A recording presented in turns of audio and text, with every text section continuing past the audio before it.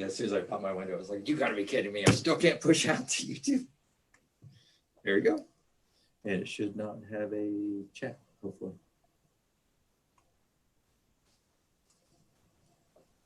It's thinking.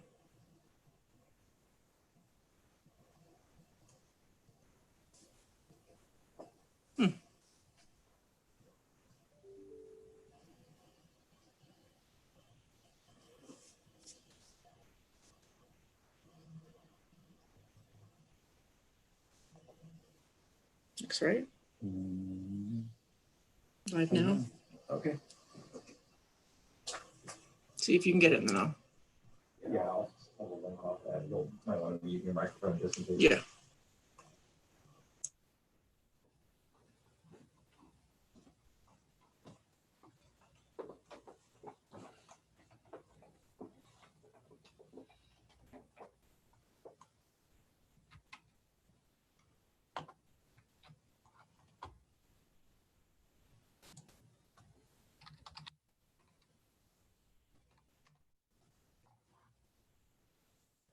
See that it's got the tomorrow's one says coming up. Yeah, that part worked. Yeah, I haven't gotten to it yet, but it should have that chat turned off. That was the main thing we were trying to achieve with that. Yeah, that's crazy, but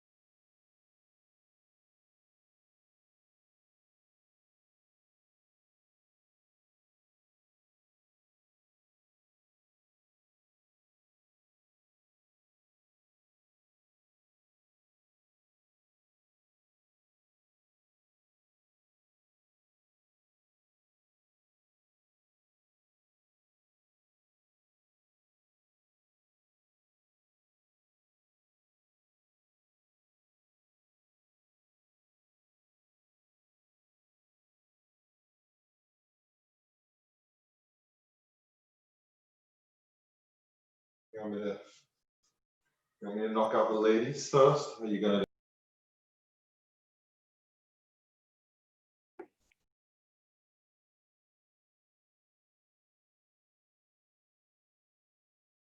Can you all hear me okay?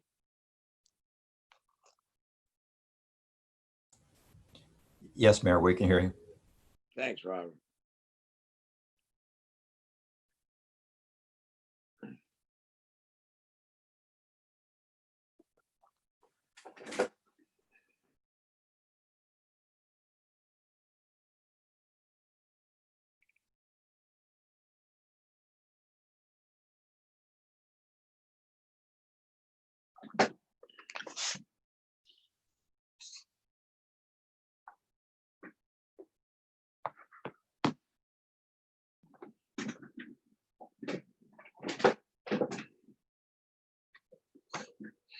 Yeah.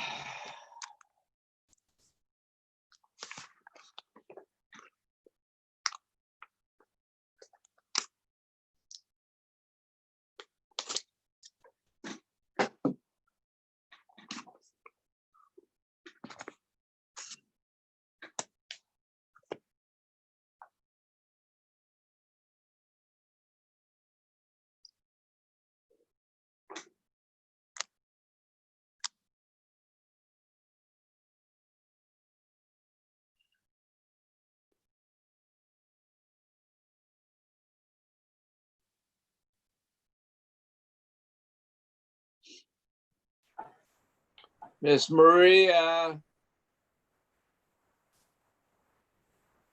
Oh, yeah, it's big. Okay. Is it making everybody little? That's the way I usually have mine set up. Okay, so you don't mind, that doesn't bother you? No, I don't have the grids. I usually have the set up one so I can Okay. fiddle around doing something else.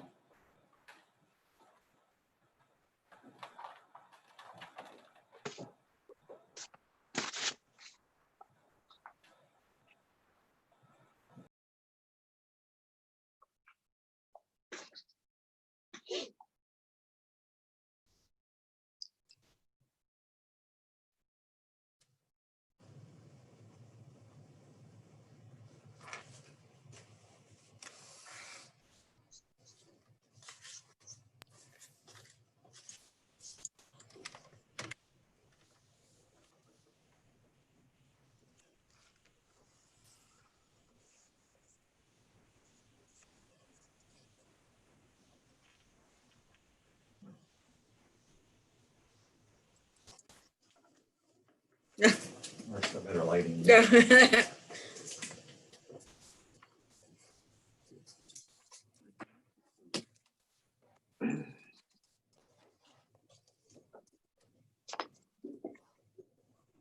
Illegally plug it into my UPS. Maria, am I okay without the tie? I think you're fine, sir. This is a Allocation. workshop. You're fine. I brush my teeth and everything. I'll give you more room. What's causing that static noise? Is that your speaker? No, my laptop, whenever I run video now, it's You're kidding. the fan runs the whole time. So that's you, because at one point I thought it was mine. Oh, can you hear that? Yes, it's mine. I'm Oh, Oh, using, yours is too? it's the I did. laptop. What'd you say, Dale? I blame it on the mayor. Oh, No, last when- time we, oh, sorry.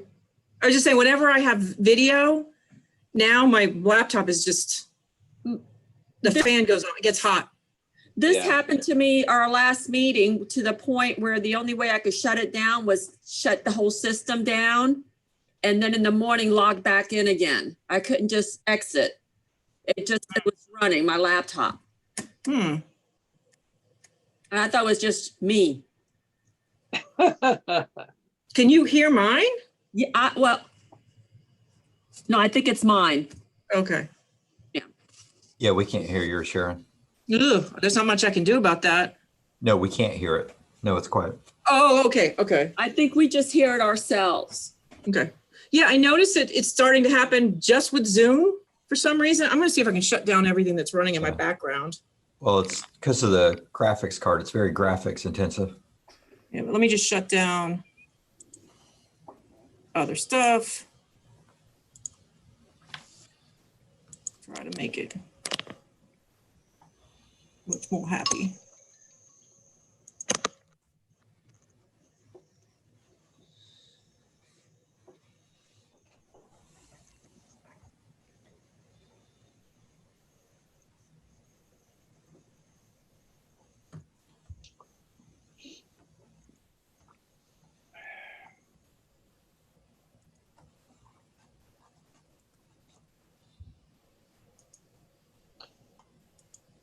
Sharon, I just sent you an email that from Dyer that he's going to establish an equity officer for the city of Orlando. I saw that. Yeah, I saw that.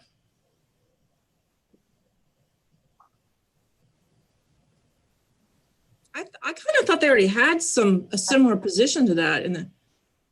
Can we agree to leave that position open here? You know, it may have been called something different at the time, Yeah. but I thought they had something already established. I guess not. Yeah, I don't know. But I figured you'd get a kick out of it. Mhm. We might leave that one out of the 21 budget.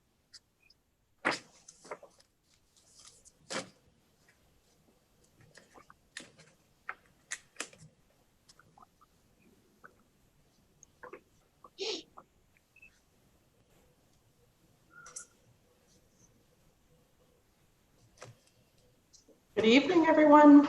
Hi there, Lindsay. Is Miss anybody Lindsay. missing that I need to track them down? There's Hey, can Van. y'all hear me? Yep. Yes, we can Okay. hear you. Okay. So I found out what the problem was with that one time y'all could hear me. I guess a lot of these you need earbuds.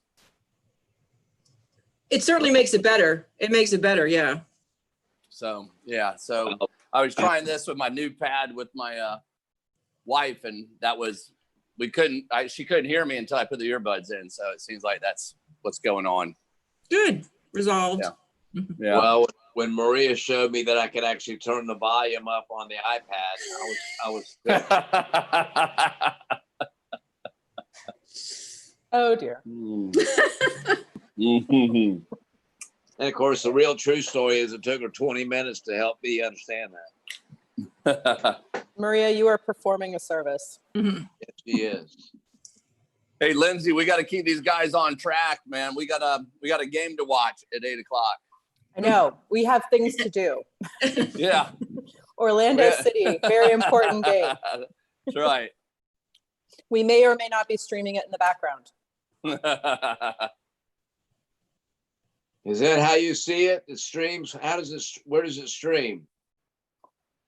It depends on what you're trying to use. So if you've got cable TV, it's a lot easier because it's on ESPN. Oh, But if is you- it? But if you don't have cable TV, then you have to find a streaming service that has it. Oh, okay.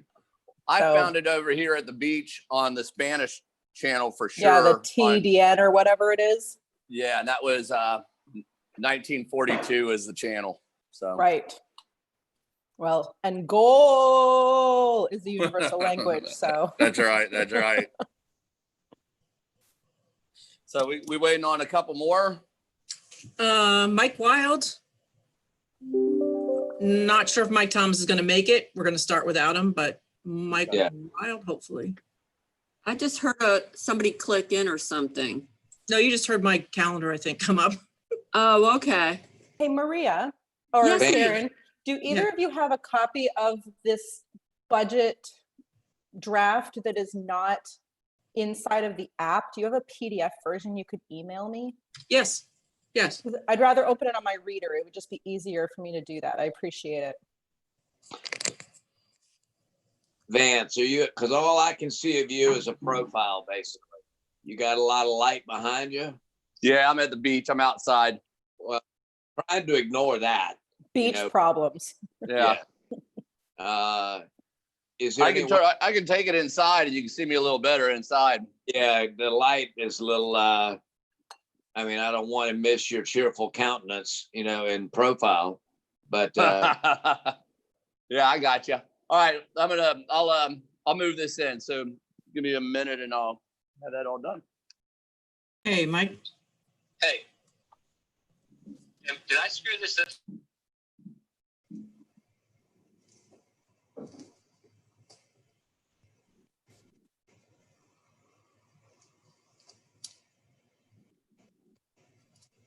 Okay.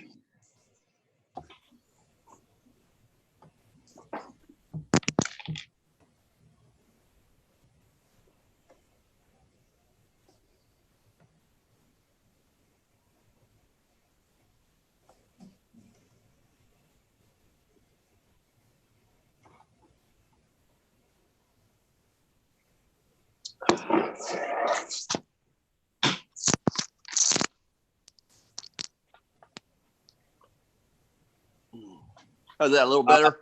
much better, much better. Yeah. Got all my hairs taken off. Did you? Yeah. Hey, can you give me 5 minutes to get an invite to Michael Wild? It didn't come through for him. If a few minutes. Yeah. Okay. All right. As I speak for everybody else. That's all right. Dale, how's everything on Tangelo Court? It is, it's 80 degrees and perfect. Of course, that's at 7 o'clock in the morning. That's But, right. Yeah. No, it's fine. I spent several hours today holed up in the ante room studying this. So Yeah. I believe it or not, man, I sat down on the beach yesterday and read this. Everybody's like, what are you doing? You're not supposed to be studying and working on the beach. Studying is the best place you can study. Yeah. I think that's a little envy talking there. Oh, sorry.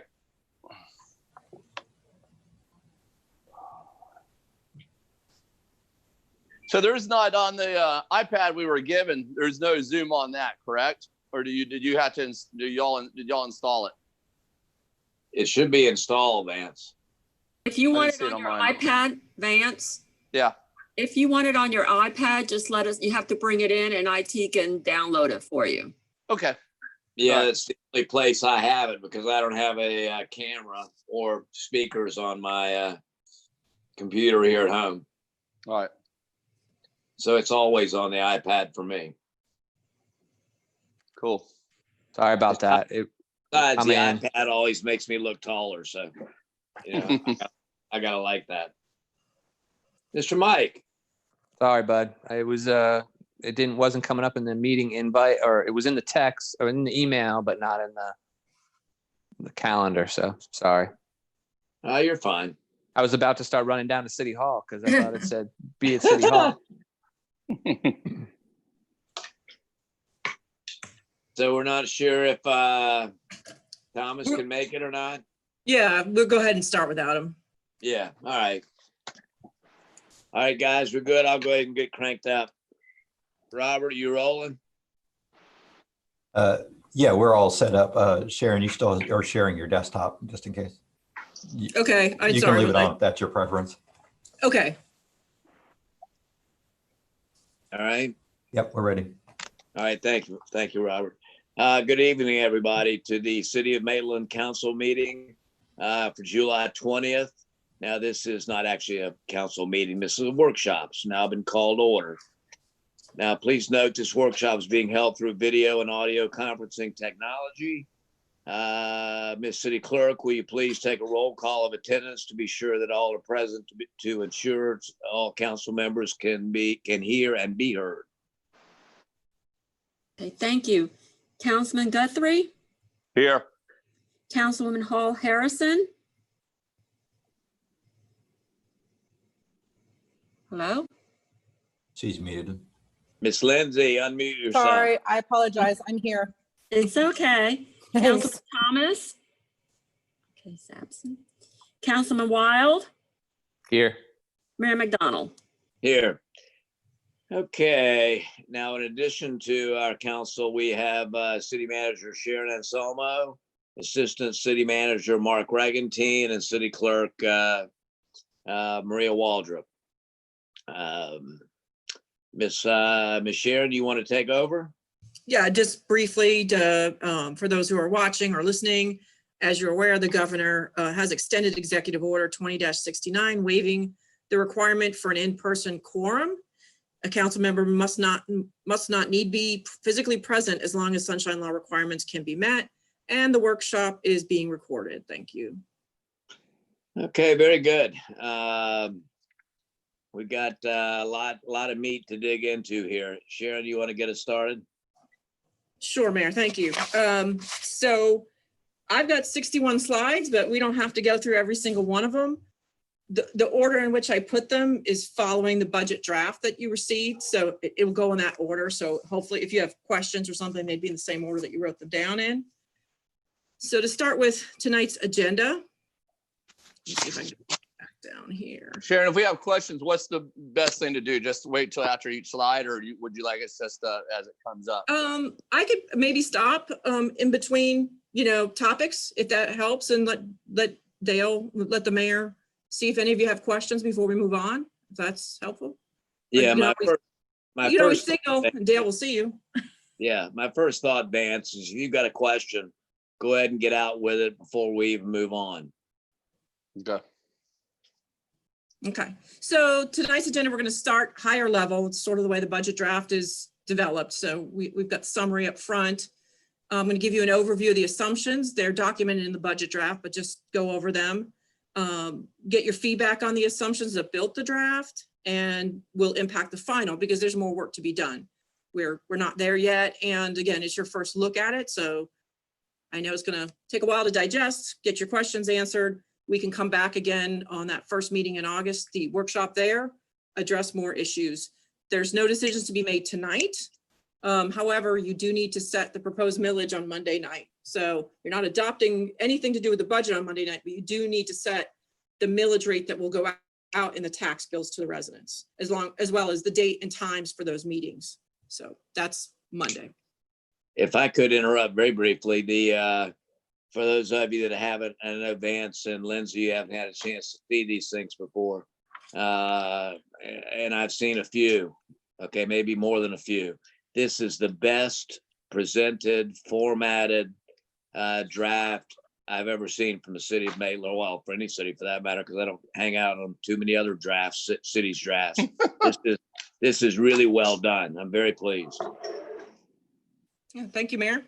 So the budget summary, that's pretty much the first thing you're going to encounter when you go into that budget draft, is an unchanged millage rate. So it's for 2021, it's still 4.3453. That's what we've built it on. And there will be a transfer from fund balance of $608,000 as drafted. As I said, we still have more work to do as staff. We go to our second round of cuts at this point to try to get that balanced, or, in a perfect world, send some money to fund balance to sort of bolster up reserves for the next couple of years. There are $2.8 million in recommended budget reductions. I'm calling them reductions, putting stuff on hold till we know where we are 6 months from now. Because once you spend it, you can't get it back, but you can certainly always increase the budget mid-year. That is your call. You always have the ability to do that through a resolution. So that can be found on page 3 of the draft. We're transferring $150,000 to the vehicle designation.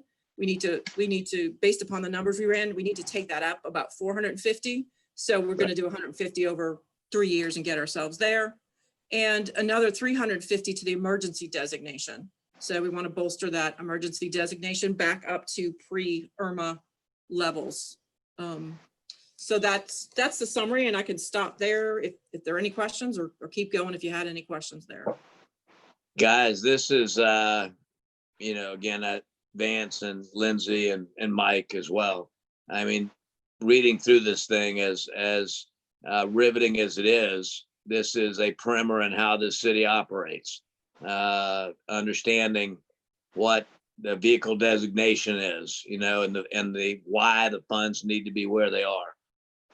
So as you have questions along the way, you can certainly get with Sharon or Mark, and they can fill in the blanks for you why we do what we do. Right, and I'm more than happy. I know this is going to be a lot to just take in quickly. So schedule one-on-one meetings. Vance called me over the weekend. Any questions you have, it's not going to be resolved overnight. Yeah. And then And once you get your questions answered, we can bring it back to the next workshop. And there are stupid questions. No. This is quite unprecedented times in terms of putting a budget together and not really knowing where our revenues are going to be 3 months from now, 6 months from now, compared to where we were in February, where everything was looking great. So personnel costs, they are the largest part of our budget. They're $18 million in the general fund, and salaries comprise about 70% of that. The next set is health and life at 11.4, and then police and fire pension is 8.5. So that graph was in the budget draft, so hopefully you had a chance to look at it. The assumptions, the personnel assumptions, in terms of salaries, we've been monitoring what other cities are doing, what counties are doing. I don't know that everyone's fully made allowances for what they're going to do, but we try not to get ourselves behind or become uncompetitive with other municipalities. We did that in 2008, and we lost, I want to say, let's just put a significant amount of public safety positions to other entities that didn't get behind. So what's in there now is what we call like a 1% across the board. So that takes up our minimum salaries on 10/1, and then moves everyone up 1%. And then on their anniversary date, the date on which they were hired, whatever month and day that is, they would be eligible for a 2% merit allowance. So that is performance-based, based upon their evaluation. And that's consistent with what other folks are doing right now based upon surveys. So that's what's in the budget that you see. Health insurance, we have a 5% cost increase budgeted in there. We hope it comes below that. If it comes in over that, then we'll have to adjust benefits to get it back to a 5% cost increase. Life insurance is unchanged. We did have an increase in workers' compensation, and I'm sure you heard about the addition of PTSD and cancer presumption for first responders. Well, that impacts our workers' comp as well as our liability insurance, because there's also another component of that that is a benefit beyond the workers' compensation. There's another benefit for the cancer presumption. So Sharon, did that 10% is all based on one person with it, or was there more than one? No, the statutes number, the workers' comp rates go up and down every year anyways, and based upon our experience, but this is mostly based upon Florida statute changes. So the benefit, they added a presumption that if a firefighter gets cancer, that it is presumed to be because of their work. So then we cover them. And also they added PTSD as a coverage, which previously was not covered. So those are just Florida statutes that were adopted, and they hit the insurance companies, and the insurance company increased costs. And I think mostly because they don't know how these claims will play out. Yeah. You know, they're not sure. We saw it before when they added sort of a heart lung and presumption, and rates went up, and then slowly, once they got some experience, they come back down, and they're based upon your own experience. Yeah, this was an unfunded state mandate, basically. Yes, unfunded mandate. Thank you. Yes. So this is new. Yes, the last 2 legislative sessions have put these in place. Okay. And then there's been some rulings on top of that that are not pro-employer in terms of, you know, retroactively looking at this stuff. Since March, we have frozen some positions. We could start with the staffing table, which was also, that's in the budget draft in a much larger format, goes through every department and program. But we have 218 full-time positions. 4 of them are frozen, which I'll talk about. The majority of them are in the general fund, 201 of them, and 54% of those are police and fire. So 107 of those 201 employees are police and fire. And you can look at the detail on the staffing table. It's on page 15 through 17. It's about 3 pages. There we go. And these are the positions that are unfunded for folks who have left recently. We have not filled those positions unless we must advertise them. Police, fire, water, wastewater, or if a department head makes a justification that they cannot absorb those duties, then we will fill the position, or we'll advertise the position. Whether it gets filled is based upon candidates. But at this point, there are 2 frozen finance positions. Nick, our budget analyst, left just before budget season. And that is being split between me and the finance director. Will be absorbing his duties, as well as the finance staff for some of the other things he does. The accounts payable technician, she actually transferred up to the building department. So that leaves a vacant position. But again, the finance staff is gonna absorb that work for as long as they can. But we do have some other people who are being reassigned because, say, for example, the senior center is not open and we're backfilling, they're helping in those areas while we figure out when recreational programming will be coming back. The building inspector has been frozen for a while. They're difficult to find. So we've been offsetting that with contracted services as needed. And the economic development director position, when Tom Tomerlin left, we've frozen that. And right now they're being absorbed between community development and city manager's staff. So those are the 4 that are frozen. As folks leave between now and October, we will evaluate those positions, determine if they need to be filled, and then we'll keep a running list of this for all of you. Okay. Pension costs. As you can see, the city used to be an FRS, the Florida Retirement System, but opted out in 1995. We still have 7 employees who are covered, so they're sort of phasing out. They're covered under the plan, but we don't add any new employees to the plan. We have a 401A, which is a defined contribution, just like a 401k, same deal. The city contributes 6% of salaries to that. And all other general employees other than those few in the FRS belong in the 401A.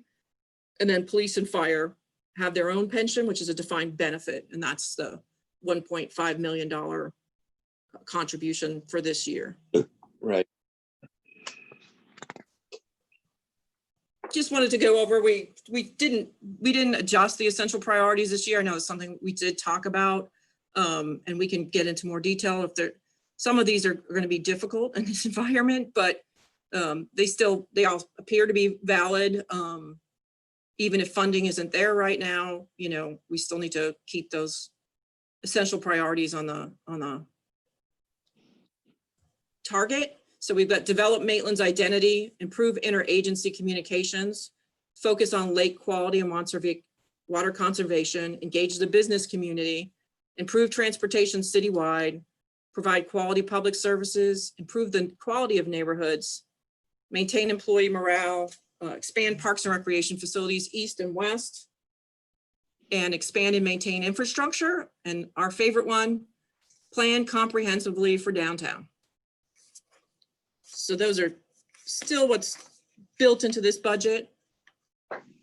For the next part, I'm assuming you've read through these. I can go through them quickly. I don't want to read to you, but this is community development, basically what they've included in here. The land development code, the bike and pedestrian master plan, work on redeveloping properties, continue to digitize the plans and the paper documents so that we can become more accessible to the citizens, expand the technology for building inspection, permit processing. They're right now, and code enforcement, right now in the process of converting to a new system, online system, which would certainly help us out in this environment for folks to be able to do more stuff online and less stuff on paper. So I believe that the target date to get that up and running is August, and then there's additional modules that come next year. So that's something they put in the budget. They want to expand on the training and continuing education of the staff, develop programs to foster relationships with the businesses and property owners and promote economic development.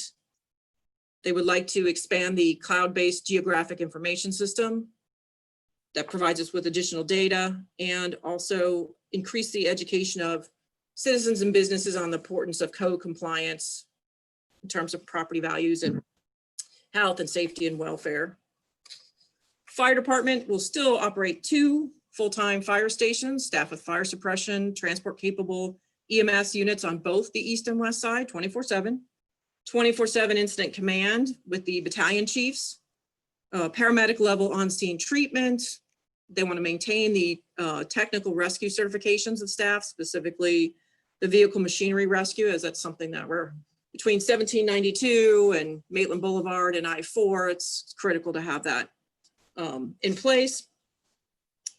Provide community outreach programs and CPR training, and that's, you know, TBD, whether we can have that training, but just continue to provide core training for firefighters and fire suppression, emergency medical treatment, keep up with performance standards, maintain their fire accreditation status, maintain the ambulance accreditation status, and maintain an ISO Class 1 rating.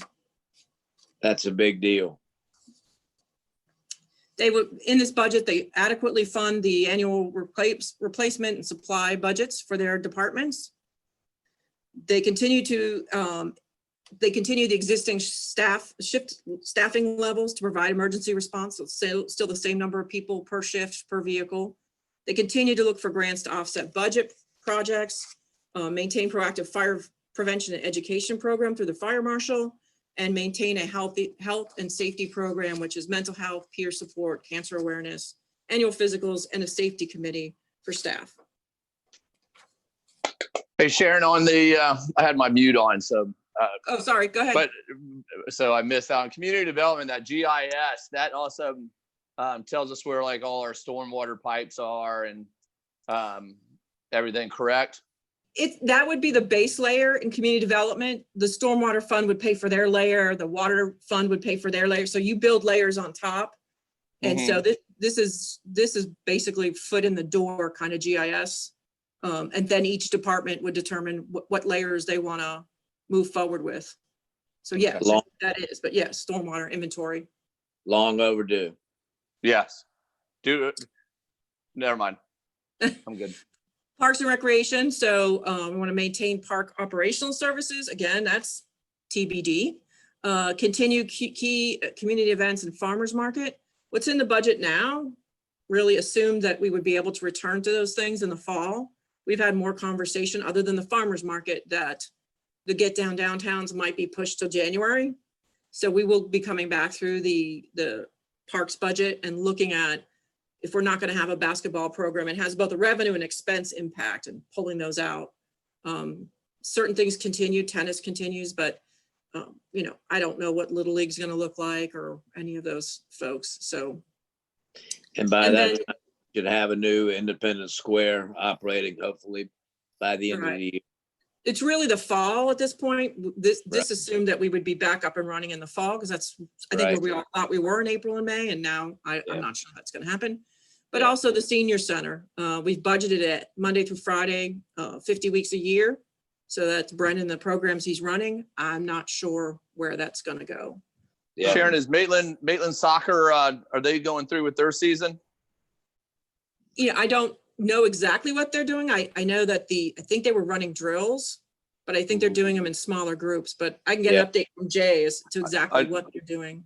Yeah, I know we were talking about baseball and everything. I was just wondering with the soccer. Okay. I think they're all trying to run smaller programs to keep the parents comfortable with what's going on. So, but we can give you an update on who, you know, what Little League is doing, what Maitland Soccer is doing.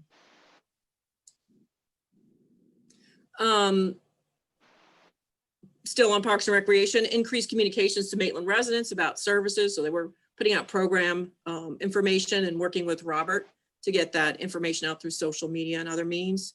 Recruit additional instructional staff to expand the programming. So that's a little bit on hold, but we do contract out for a lot of that instructional staff. And so we're always looking to expand the programming if folks are interested.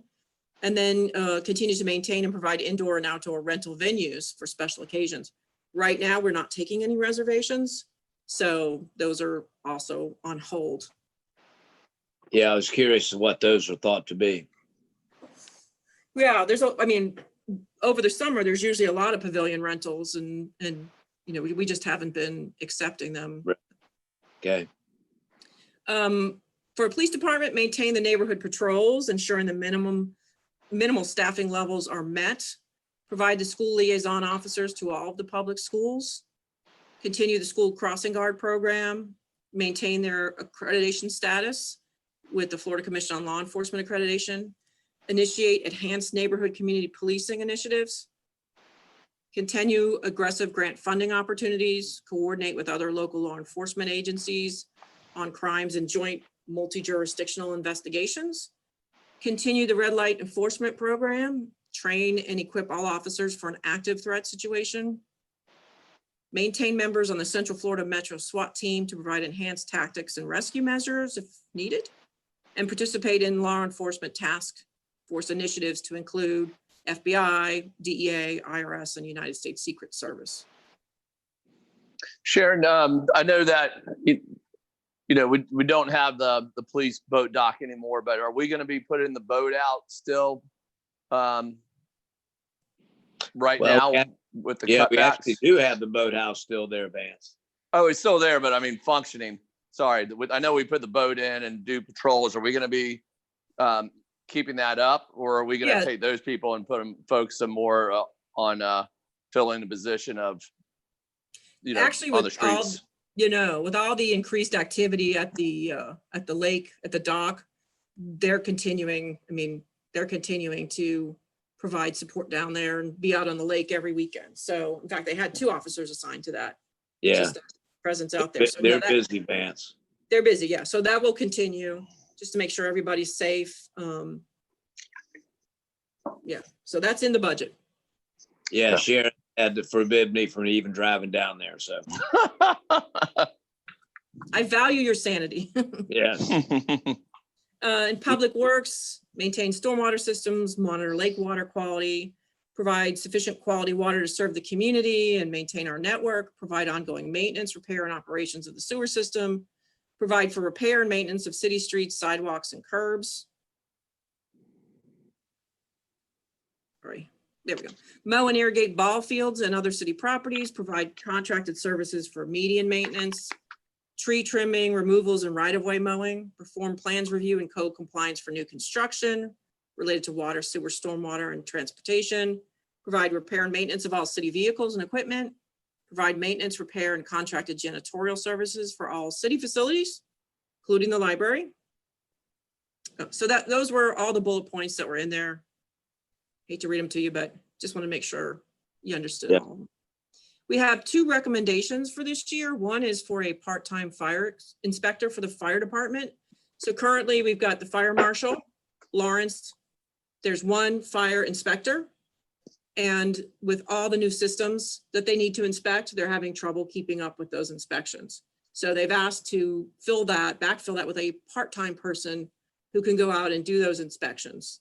And that would start in fiscal 21, but most likely wouldn't be hired right on 10/1. You got to find someone who's willing to take the job. So they'd like to start looking on October 1 to find someone to fill that position. And additionally, back a couple years ago, the police department had asked for 5 more positions to keep up with the number of residents that were added over the last 5 years. And we added 3 with the knowledge that we'd have to add 2 more at some point. And they think 2022, they'd like to add those mid-year, get them on board and get them through the training process, which is minimum. Right. So that's it's not in 21, but just letting you know it's there. And then we did have a recommendation for Sunrail, which I took out because they've now delayed it a year. So it looks like it won't be impacting us in 21. They're looking at they're going to keep it for an additional year before they turn it over to the local governments. So With our population increase, Not in the the budget. PD is going to need to get larger. well, it's like a ratio Yeah, per resident and how many, and the number of zones they have, just to keep up with that. Yeah. So, and additionally, the community policing department was brought back, and that does take some people, hopefully moving them over here to the chamber building that are dealing with something different than neighborhood patrols. Proactive community policing. yeah, good stuff. Miscellaneous funds, I won't go into detail now, but just mentions in this part of the budget draft, we've got 4 of them that we'll talk about. The debt service fund, which accounts for the debt service on the general obligation bonds. Those general obligation bonds finance City Hall, the police station, the fire station, and paid off the loan on the public works yard. So those are city facilities. It is a voted debt service, not to exceed 0.5 mils. So all of the voted debt millage goes in there as a revenue and it pays debt service, and that's the only thing that goes in and out of that fund. A community redevelopment agency, and that accounts for all of the activity of the CRA. It's a special revenue fund, so trust fund. So all of the revenue from the CRA goes in there, pays for the debt, and anything after that is available. At this point, we're transferring it back to pay off the advances we made to the CRA, but debt service is the big issue there. And both of those, the debt service fund and the CRA, both of the debt on both of those, it goes through 2034. So we still have. And just give Sharon a pat on the back. We haven't begun repaying these advances until what, last year? Yes, last year was the first year. Yeah. And so making a dent in this has been extremely important, and taking advantage of that opportunity when we can is important also. Right, correct. The Parks Trust Fund, it accounts for the park impact fees paid by developers and residential, multifamily developers and residential. Basically, at this point, lot splits. That's about all you have left on a single family residential. And then the mobility fee fund, and we did adopt a mobility fee several years ago, 2016, I believe, 2015, 2016. So this is the fund that accounts for the mobility fees. They go in there and then they can only be used on projects that were outlined in the mobility plan. Yeah. Just as a side note, y'all might not have noticed that we've also got $289,000 going back to the Parks Trust Fund that had been advanced years gone by. So that, and Sharon, if I understand correctly, I'm guessing that's bringing the Fund 65 square. Correct. And that's definitely, and when we get to the detail on the miscellaneous funds, that's what I put in there. You got absolutely correct, but that's ultimately your call. I just know when we had the discussions about Sebelia Point or Lake Sebelia Beach or Hill Rec, if we pay back that advance, from the CRA instead of sending it to the general fund, it gives the Park Trust Fund a little more money to maybe finish up those last few projects. But again, that's your call. It can be sent to the general fund. Or if you like the idea of squaring up the Parks Fund, you can do that too. Sorry. Okay, the CIP, and again, we'll have more discussion. This was just a summary part of it. So for 2021, there's $3.2 million that was put in by staff and boards, and we'll go through those. We're recommending putting a lot of it on hold, but that's ultimately your call. So I do have detail on that when we get there. Contributions, these are direct contributions, so that doesn't include the indirect expenses that go along with the 2 partners here. But Maitland Public Library is a 3% decrease. Art and History is asking for the same amount as 2020. And the Maitland Middle School gym, we fund to refinish it. That's the same amount. We do that every year, or? Every year if it's needed. Yeah, if it's needed, we've committed to do it as part of our agreement with them. Right. Maitland Public Library, I just put an asterisk because although it's 3% lower, she did spell it out in what she sent, what the director sent over to you, but that is an offset from savings from fiscal 19 and then the anticipated savings from 2020. So they've reduced their request by that one-time savings, and that's what results in a lower request. But I know she'll go into more detail tomorrow on the library. Right. Mike's gonna ask, so I'm sure she'll be prepared, but does that include any use of the money they're holding? It's direct, it's savings from what we transfer to them. So it is not the other money you're talking about. Not the money that they've been holding for the last correct. however many years. That's not dipping into the bank. Right. So they had an actual savings in 19 and they put that aside, and that was from the money, we transfer over every month. And then for 2020, she's gone through her budget through the end of the year. As you know, that there are programs that they're not able to run. And that was another, I think, $41,000 worth of savings. So that's all And- that offset Right. is. And is there, I mean, I assume she'll be prepared for this, but what she plans to do with that savings? I mean, essentially the money that's been in the bank is it just keeps getting carried forward.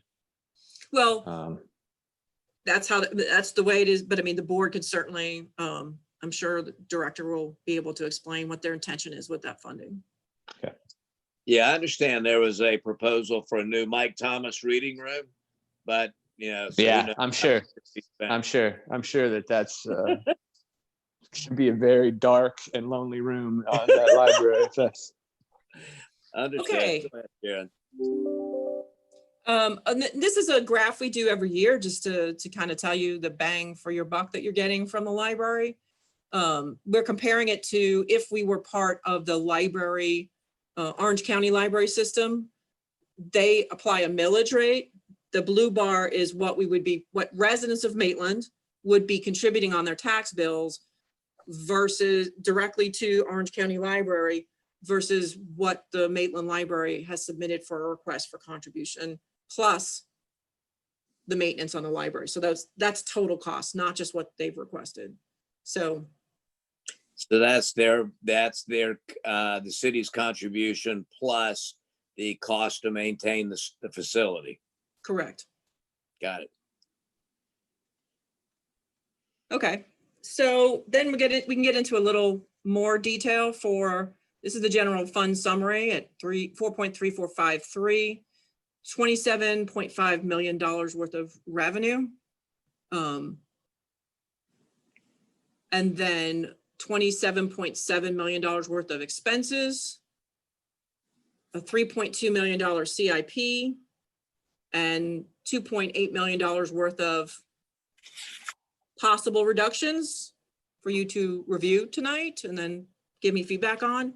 And then the recommendation to add in the part-time fire inspector. And that's where we get to the $608,000 deficit where we are right now. And again, we're going to continue to go to round two and try to work that to a neutral or hopefully a positive sending of funds to fund balance. And here's the fund balance impact that's in there. Right now, it's about 36% of total expenditures. That's our estimate of where we're going to begin the fiscal year. It's conservative because we've made some assumptions about where revenues are going to be. And then the Conservative. budget impact. Conservative, yeah. Meaning we think we'll end up better than that, but you got to assume that. Yeah, agreed. Worst case scenario and then go from there. And then that the net impact to fund balance is 608, but within the designations, undesignated goes down 1.2 million. Emergency goes up, so we can beef up the emergency funds for whatever the next emergency is going to be.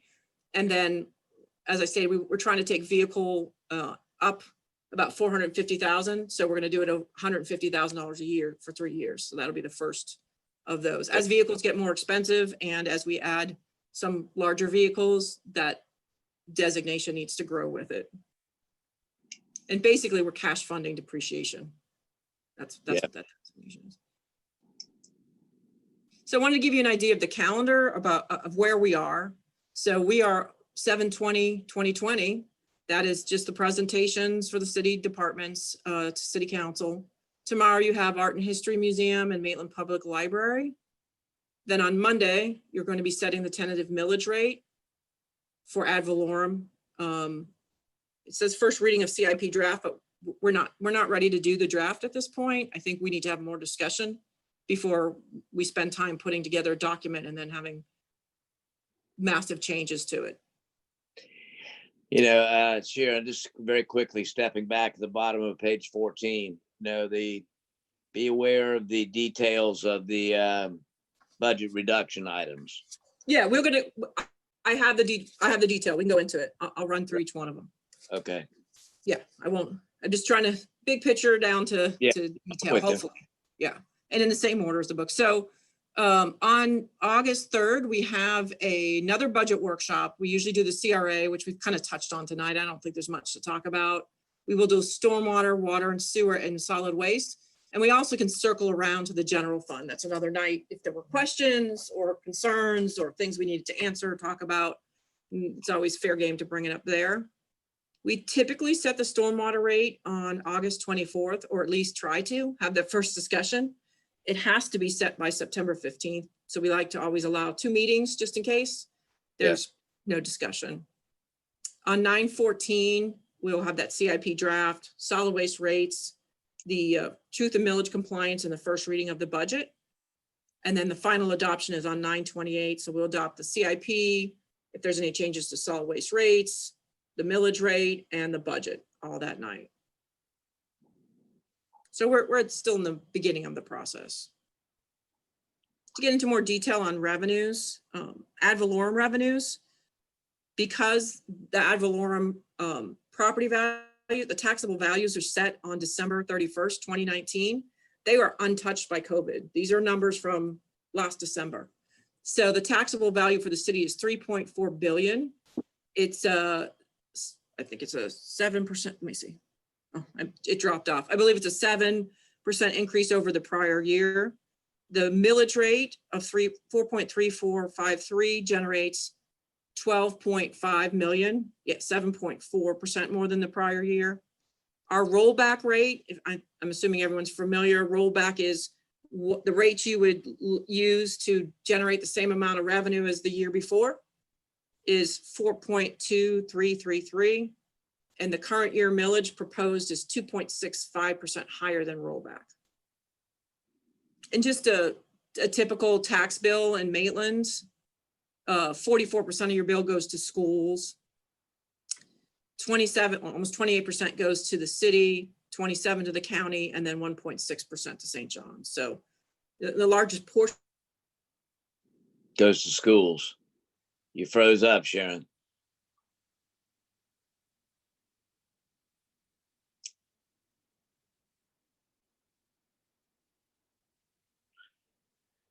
So yeah, we They all froze. I think Mark froze up too. Mark, are you there? Yeah, I think they might have a problem with their system. They've been having problems with the internet down there, I know. Yeah. We had, but remember that in this case, the school board takes the biggest bite. The county and the city are roughly the same. In this case, I think she said 28 and 27%. And so those are the things that we can't control those. By the way, I feel like the teacher has left the classroom. I feel like we should wait until they. Yeah. So now we get the substitute, and I'm really in trouble. Yeah. If you're the substitute, we are definitely in trouble. Yeah. So. Yeah. But quiet in the back. No. So no, it's understanding that, and again, I was found myself, as you look at the general budget summary or general fund budget summary 14, that these projections here are such that again, and Sharon has been, and I'm very pleased that she has been, as conservative in her estimates and staff with revenue, and similarly conservative in what we think expenses can be or will be. So while we're at it, or at least while I'm at it, maybe you guys can sneak up here with me on 14 at the bottom. This is part of that 2.844 million of what's been pulled out of our 21-22 budget. So Let me before you go on, Dale. Yeah, Robert, are you there? No, I don't think anybody from the city's here. I just don't know, Dale, if we should go and talk about. Yeah. I don't know if we should continue if this is not being broadcast. I don't know the answer to that question. I see what you mean. Yeah, good point, Mike. I don't know if still we're being broadcast. If It you is. look in the upper hand corner, it says live on live streaming service. Okay. So, but I do agree with the recommendation that we just pause until they come back. Yeah, let's take 5 minutes. Well, and yeah, we just hang out. I'm Yeah. gonna text her right now and say Okay. if she's coming back. So let me just text them and And I'm gonna go feed my dogs. Maria texted, we are working on it. okay. So Arlo will be happy about that. Oh yeah. They're gonna run all around. Yeah. All right, let's take 5, guys. Hey, Dale, I think we got you back. Okay. Oh, Good. Yeah, listen to Mark. He's here. All right, so let's just give it a few seconds, make sure we're all here. You just gave Yeah, everybody we- 5 though, didn't you, Dale? Yeah, I did. No, we don't need 5. Oh, sorry. Well, Vance went to feed the dogs. Okay, so we'll take 5. Yeah, take a blow, Mike. We'll be back. We'll be here in a minute.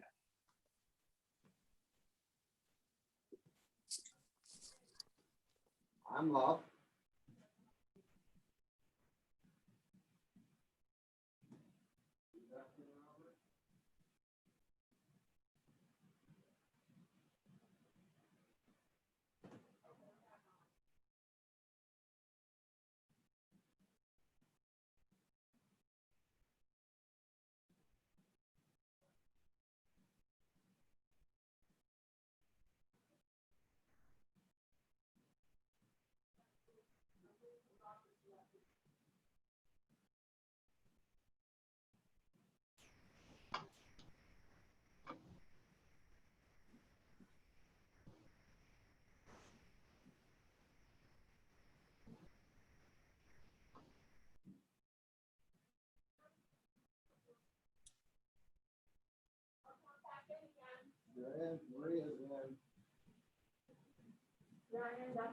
Nope.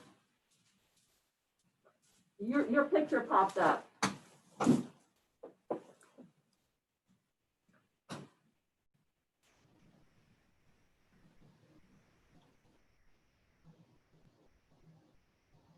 Hey, welcome back, Lindsay.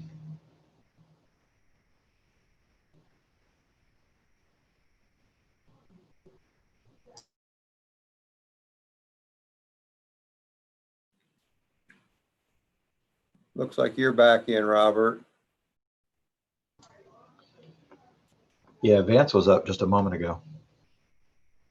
Yeah, he's out feeding the dog right now. Okay.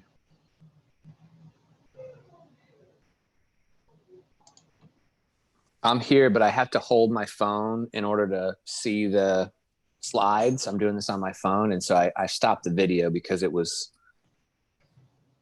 I have to hold the phone and zoom in to see Sharon's slides, so it's a little bit of an awkward video production.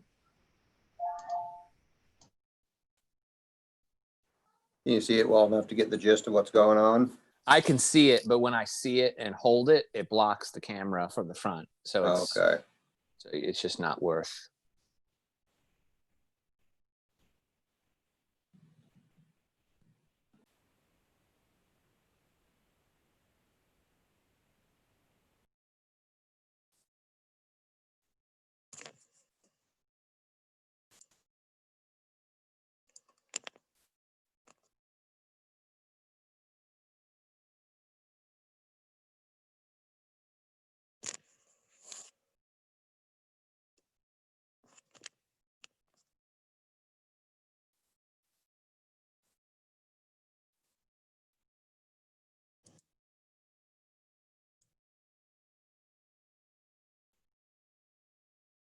Do you have audio, Sharon? Yeah, I do. Now I do, but okay.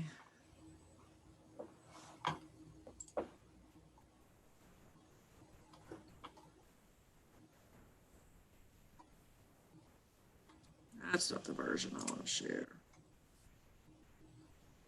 Your screen is up so we can see it. Can you see it now?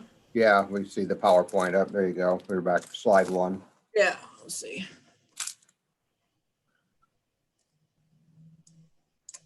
Well, that was a bummer. At least we're back. Yeah. All right, we were at ad valorem. Oh, let's see. Ad valorem. There we were. I was talking to myself for a while. Dale, are you there? Dale made a bunch of decisions while you were gone, so it's all Oh, good. no. Your budget issues are solved. Oh, no.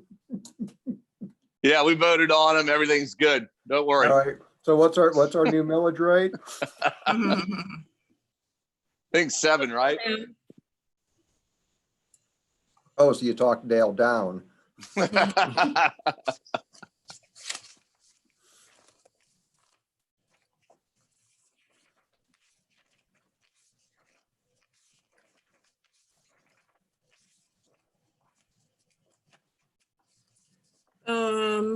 So Dale's not there? I think he walked away. Oh, You'd give everybody 5. okay, so we could get back up and running. Yep. I'm looking for him right now. Thank you.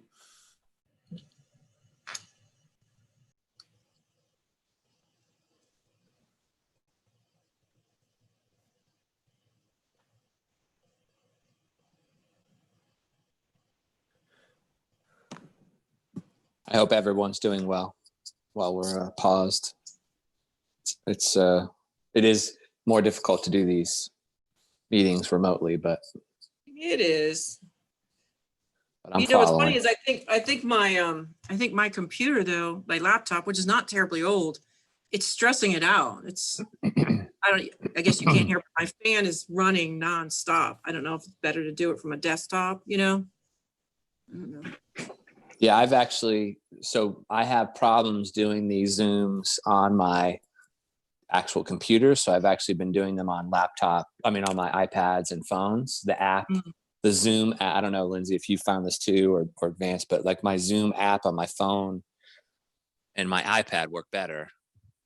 So I've been using those, but it's just awkward because when I use my iPad, it like the way you have to prop it up is awkward. Yeah. I don't have a great stand. And then when I do it on my phone, I'm holding it. And so that's just as awkward. So I'm using the city iPad as my stand for my personal iPad. I've got All two right. screens going here. All right, let's get started again. Sorry, yeah. Yeah. We're making good progress. Yeah, they So, already kicked out the substitute teacher, so come on back, teach. okay. Yeah, so we don't have to go into great detail. I mean, it is what it is. The yellow is new construction and the blue is increase in the current tax base. Yeah. Just to give you some other key revenues, local option fuel tax, we're predicting a 8% decrease for 2020, and we're assuming that it normalizes back to the 2020 budget. So on a lot of these, we're hoping that we go back 1 year and not back 3 years, you know? So we're hoping it normalizes where we thought we we're going to be. However, some of them, I've given us 3 years to normalize. It just depends on what we're seeing right now. And we still don't have any state revenue estimates.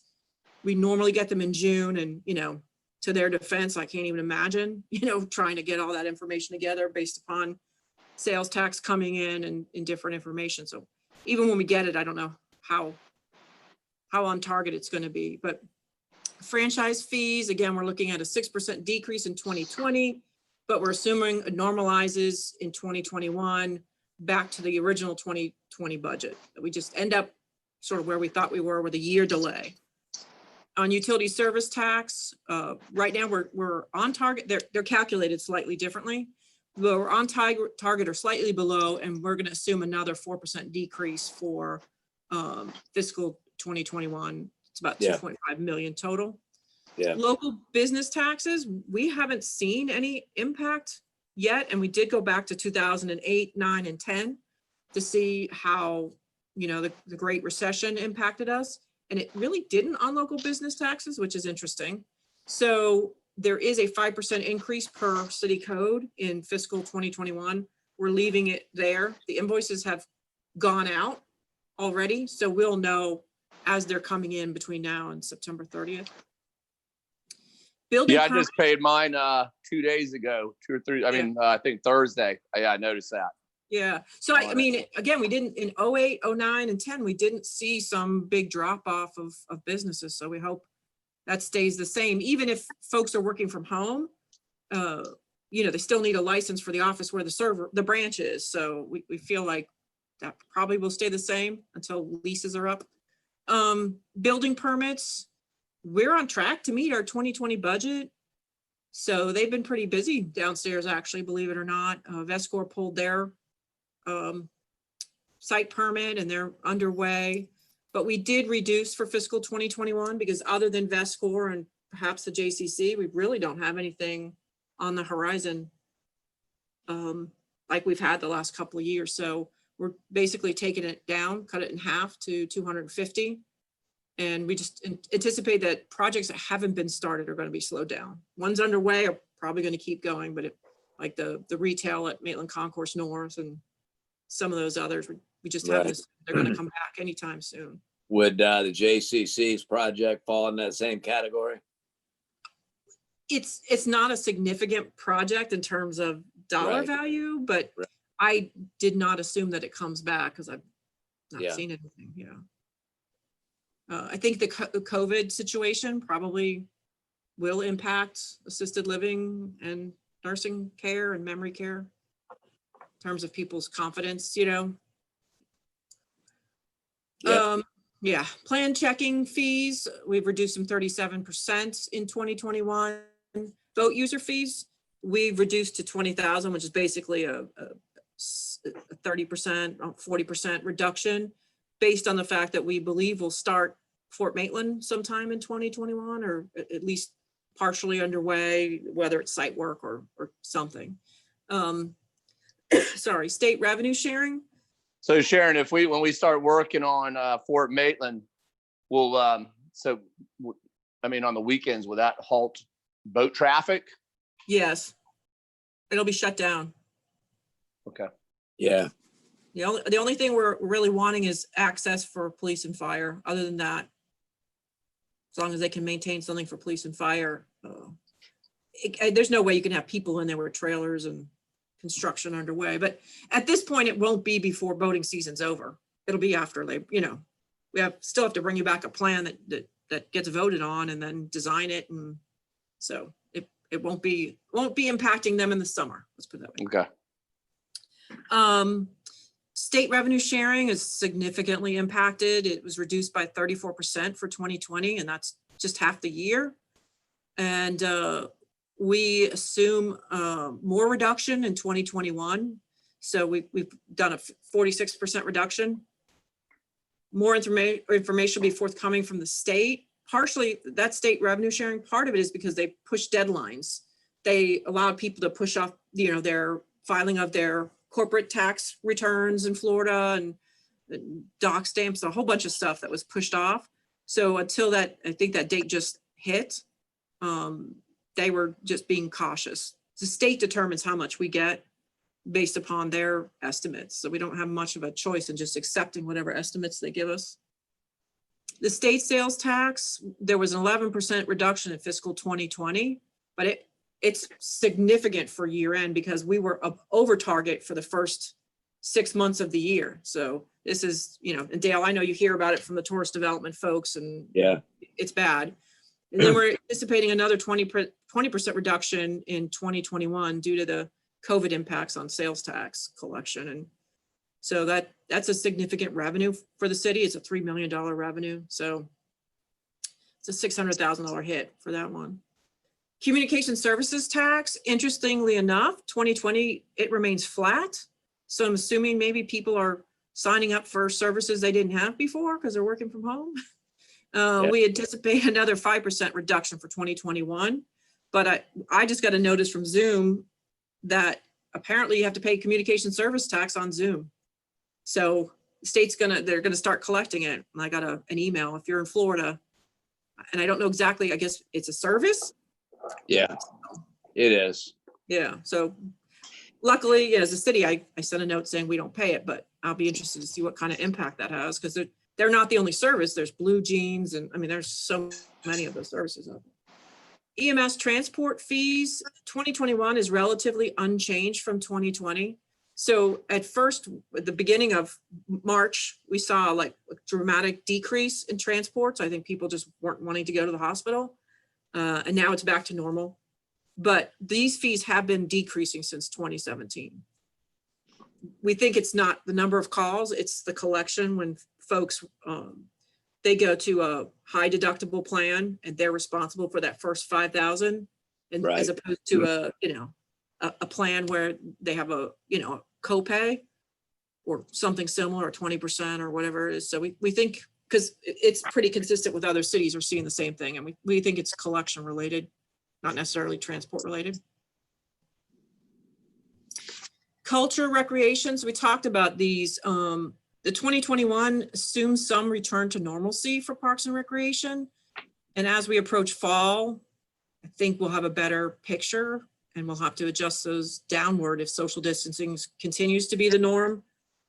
And those are a revenue that has an expenditure, so they're typically balanced. Court fines, we assume another 14% decrease for 2021.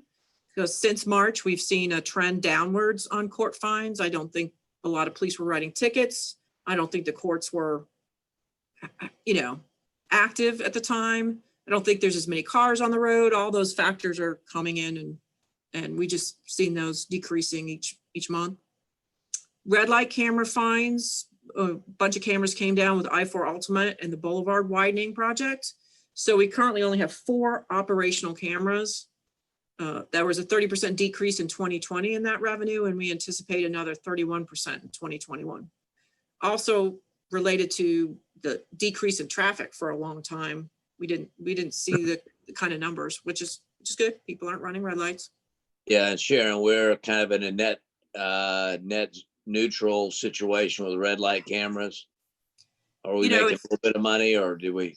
It's getting close to, with the decreased number of infractions, it's getting close to deciding whether they're worth paying for them just for the public safety aspect of it. Because they're the people who, the camera companies as well as the state are the big benefactors. We get what's left over.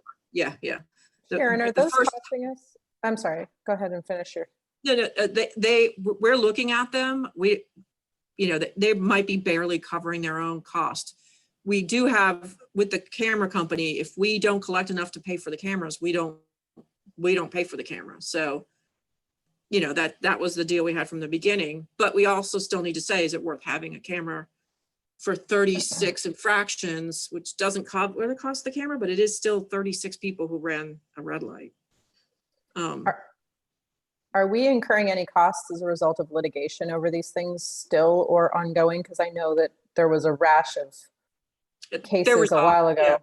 Yeah, they were resolved and it was handled as a group through our insurance carrier because we all got named in that. And so that's resolved.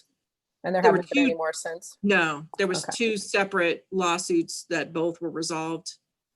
One was a constitutionality challenge, I think, and the other was about us allowing the camera operators to be the first people to review the infraction and then send it to us.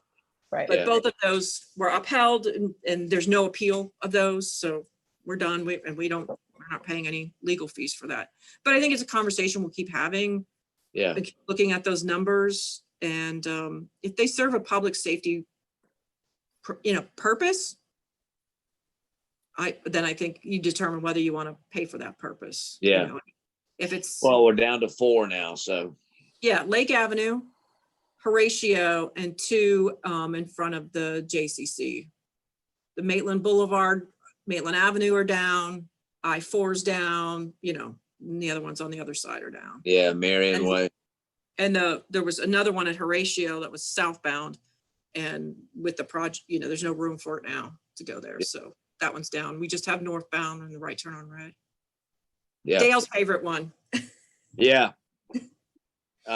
Just backstory there. I mean, I just got another red light camera ticket down in Orlando on my way to breakfast at 7:00 in the morning from about 3 weeks ago. So I did it, so barely, but I did it. So I've got about $1,000 in red light camera fines. So, I have never had one. well, here's praying that you don't. I don't know. Maybe some people are just extra lucky. I think you're probably right there. Yeah. I drive like a grandmother. And then the final investment income, I'm sorry, it's not the final one. Investment income due to lower interest rates. 2020 is on track to realize 39% less than 2021. In 21, we anticipate another 30% reduction because rates just tanked. Flat. Yeah. Rent, fiscal 2021 is anticipated to generate additional 36,000 from the cell tower lease that we signed in February. Yeah. The other two things included in there is the rent on the billboard that is owned by the city and the Thurston House bed and breakfast. She continues to make her rent payment. I believe she's opening in August. Yeah. Are y'all familiar with where our city-owned billboard is? Share and tell. It's Greenwood Road. It's by the off-ramp. Yeah. Mm-hmm. Okay. So we can't actually take it down until such time as the lease expires, and none of us will be here when that lease expires. Yeah. So Just for some backstory for you guys. yeah, they're long-term leases on that. It's a Clear Channel. Yeah. Then we have administrative fees, and essentially we do all the billing and all the administrative IT, all that for our utility funds, for our enterprise or business type funds. And then we calculate that and we bill them back to repay us for those hours and costs. In addition, the solid waste fund pays a contribution in lieu of a franchise fee for operations for the residential and commercial garbage. So when you see admin fees, that's what those are charged to those business type funds. They're supposed to cover the full cost of their operations. And then the interfund repayment, we talked about that's the general fund, the utility fund, the park trust fund, and the road impact fee fund. They all advanced funds to the CRA for operations, capital, debt service, and they're now in the position to start repaying those. So this year, the amount to be repaid to the general fund is 1.5 million. And as the mayor mentioned, there is 289,000 that'll be going to the Parks Trust Fund, if that's how you'd like to, Allocate that. yeah, clear up the interfund between the CRA and the Parks Fund as they're coming down to, almost spending all of their cash. It'll be a little more cash for the Park Trust Fund to invest in some parks. So just to give you a summary, overall revenues are down 7.8%. Ad valorem is up because those tax values were set in December. Looking back in 2008, the single family residential wasn't tremendously impacted, but the commercial west of I-4 was. So I think we can assume that if there's some place where we have a weakness, that's going to be what happens with the large commercial office buildings if everyone's continuing to work from home as their leases expire or as their rents are renegotiated. And we've begun to see that erosion of value west of the interstate for nearly 30 years now. So not a new trend. The other taxes and user fees are the franchise and utility tax that we talked about, licenses and permits, business licenses, court fee, business licenses, building permits, site permits, those. Intergovernmental is the revenues that come from the state, sales tax, shared revenue, that we're anticipating a 27% overall reduction. The charges for service are your parks related revenues, mostly is where we're predicting. And again, this still includes the assumption that we're getting back to normal somewhere in the fall. And I think we're all starting to push that till January as events may go. So we might be adjusting those downwards again. Fines and forfeitures, the red light cameras, court fines down 26%. The repayment of advance is up since the CRA value went up. And then miscellaneous is down.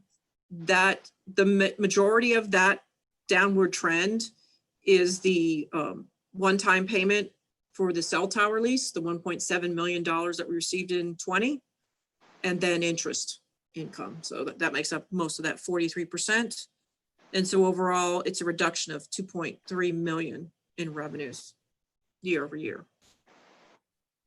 Just to give it to you graphically, you can see the ad valorem is the big turquoise bar at the bottom, and that remains strong. And then, you know, the others, the charges for service and the miscellaneous are the two that changed the most. Any questions on the revenues before I get to expenditures? No. Okay, so these are the program budgets, just to go through them. First one is city council, which is down 39%. That, if you remember, last year, art and history asked you for an additional 30,000. And instead of transferring it to them, we left it in your contingency. So that's the big year-over-year difference. So in fiscal 20, there's 30,000 in there that was available if art and history needed it, for you to have the ability for them to come back and ask for it. And I've not included that in 21. So if that funding is not transferred to A&H in 20, it'll go back to fund balance. So at this point, it's still sitting there. In the city manager's budget, you can see a major difference, but actually the big difference is that all the departments have been transferring savings back to my contingency account so that we can offset revenue. We talked about keeping that money there and offsetting revenue decreases as we go through the summer. So there's about 1.5 million in there related to personnel savings, savings on projects that we completed to offset revenues. And so if you actually compare it year over year, it's not a 68% decrease. It's more like a 6% decrease. But all those savings comes from everyone else's personnel lines to mine into contingency. So you just got to back that out. Communications is down 2%. That is not Robert. That is telecommunications, cell phones, those type of communications. And so we did have some one-time costs to start archiving our text messages. So that's a one-time, and then it's just ongoing. So that's not in there. Information technology. We, as you know, we are in the middle of transferring over to a new website, and as a result of that, we were able to cancel some other web programs that we have that actually result in a savings for our web service year over year. Finance is a 0% increase. Citizen services is what we call customer service. So that's Michael and Chiquita and the front desk and utility billing folks down there. And the increase there is that in 20, they had vacancies. They had 1.5 positions vacant for a good portion of the year. And so when that happens, we transfer that money out, and that's part of what went to contingency. So the budget for 21 assumes full staffing for customer service. That's a total of 4 positions. Human resources, the majority of the increase there relates to 2 things. One, it's a 6% increase. One is the personnel assumptions we talked about, which is health insurance, as well as we do pay health insurance for certain retirees. And so that will also go up 5%, because for some we pay 100% of their health insurance if they retired before 1990. And for some, we pay 50% of their health insurance if they were hired before 1990 and are still here and make it to retirement. Once those 2 categories of folks are gone, we don't pay anything for current retirees, anyone hired after 1990. Right. Community relations, that is Robert, and that's just a slight increase there. I'm sorry, I missed OMB. OMB, it's in here, but as we mentioned at the beginning, and when we go through the cuts, we won't be filling that position, and the majority of that is personnel costs, very little operating for OMB. So that will come out, and we will zero that line out, except for some printing and binding, some stuff that we need to do, whether we have an analyst or not. And then community relations is, in fact, Robert and all the things that he does over there. We have planning and zoning. That is a 27% decrease. They have the LDC that they're doing this year was a big portion of professional services, and that will be completed. That purchase order was issued, and it takes them through to next year. So that's a one-time expense for that LDC, one big one-time expense. And then for GIS, there's a significant amount in 20, and there's just a little bit less in 21. And we're going to talk about GIS, but they've not encumbered it for 20 yet. So I think it's okay if to probably skip 21 and move that to 22 or something along those lines. And we can talk about that. Community redevelopment, that was a CRA, and we changed that to economic development. And that's now, there is no budget for 21 for that because we've frozen that position before we started the budget draft. City clerk, there's a 39% increase there. That's related to two things. There's no piggyback election, so that means that the city will be fronting the costs for our March election as opposed to piggybacking on a supervisor of elections position. And also when the LDC rewrite is done, there's a cost to update the entire code, the Muni code, and get that updated and rewritten as well. So that's an allowance to get for the clerk to get that all taken care of.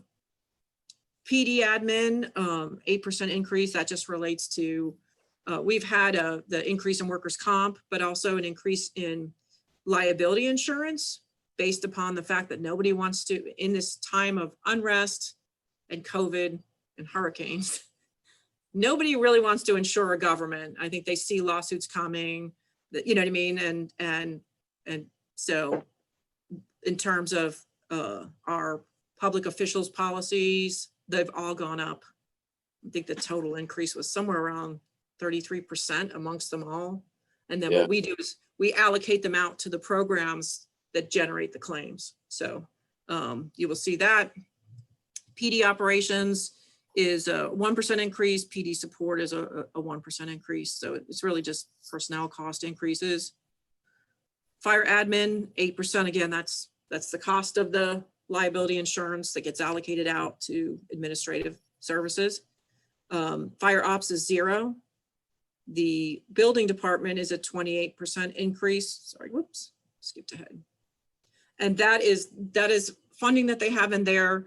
Once they migrate over to InterGov, the latest version of their building software, they will be adding additional modules to bring planning and other things into that InterGov module. So those are continued professional services as well as budgeting for contracted building inspections. So they need to have an allowance for that, the building inspections when they don't have staff to cover that when there's vacancies.